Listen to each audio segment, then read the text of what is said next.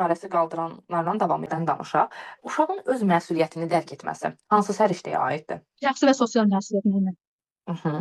Uşağın kollektivdə işləmək bacarığı. Əməkdaş Düzdür, əməkdaşlıq səriştəsidir. Kollektiv şəkildə, yəni kollektiv bir işdə qaydalara əməl etmək. bu da mənim əməkdaşlıqdır. Yenə də burada kollektivdə işləmək bacarığından söhbət gedir. İnformasiya barədə ilkin biliklərə, necə deyim, sahib olduğunu göstərir uşaq.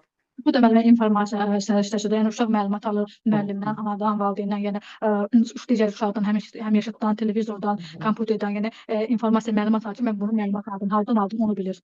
Aldığım məlumatdır və həmçinin yaş artıqda uşaq icraatı məktəbə hazırlıqda yalanı və yaxud da səhvi aid edə bilir. Çünki məktəbə hazırda hər uşaq bunu bacarmır və getdikcə də bu inkişaf edir uşaqlarda səhv və qızarmaq. Düzdür. Atası uşağa hər gün evə gələndə pul verir. Uşaq da o pulu yığır və gedir özünə kitab alır. Bu uşaqda hansı səriştənin inkişaf etdiyini göstərir? Yəni maliyyə səriştəsidir bu da.